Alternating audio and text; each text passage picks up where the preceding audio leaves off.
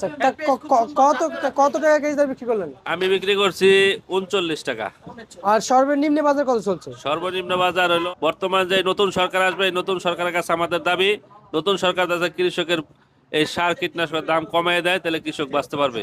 কৃষক বাঁচলে দেশ বাঁচবে। আচ্ছা, আমার আমার তো মনে হয় না আপনি একজন কৃষক। না না, আমি একজন কৃষক।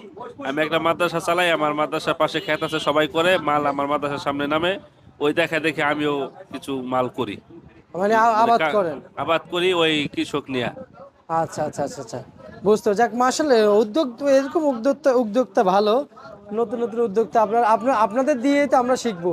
আমরা যে জুনিয়র আছি, আপনাদের দেখেই আমরা শিখবো এখন। আমি একটা মাদ্রাসার প্রিন্সিপাল, এটার পাশাপাশি আমি এই পেঁয়াজ রসুনও লাগাই। জি জি, এটাই তো আমরা চাই আপনাদের কাছ থেকে, কারণ শেষ জামানায় মনে হয় যে কৃষি পণ্যের একটু দাম মূল্য থাকবে একটু বেশি, না?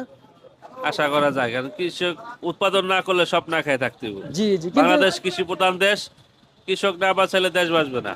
জি, আমাদের রাসূল সাল্লাল্লাহু আলাইহি সাল্লাম তো বলেছেন যে আমাদের শেষ জামানায় কৃষি পণ্যের মূল্য থাকবে বেশি, এবং কৃষকদের মূল্য থাকবে বেশি শেষ জামানায়। আস্তে আস্তে কৃষক তো, মানুষ কৃষি কাজ করতে জানে, কৃষি কাজে অনেক পরিশ্রম।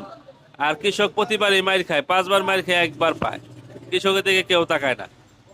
আচ্ছা আচ্ছা আচ্ছা, কত বস্তা পেঁয়াজ আনছেন? আমি পেঁয়াজ আনছি আজকে 21টা এক সিট। আচ্ছা, কত কত টাকা কেজি দরে বিক্রি করলেন? আমি বিক্রি করছি 39 টাকা। আর সর্বনিম্ন বাজার কত চলছে? সর্বনিম্ন বাজার হলো 35 টাকা। আচ্ছা আচ্ছা, আর বাজার রসুন কত বিক্রি করলেন? রসুন বিক্রি হয়েছে 68 থেকে 65 টাকা। আচ্ছা আচ্ছা আচ্ছা আচ্ছা আচ্ছা, বুঝতে পারছি। আর আর তার মানে এখন পেঁয়াজ আর কতদিন আসবে? পেঁয়াজ আরো 15-20 দিন আসবে। আরো মনিকাটা পেঁয়াজ 15 দিন? আমাদের এলাকায় আরো 15-20 দিন আসবে।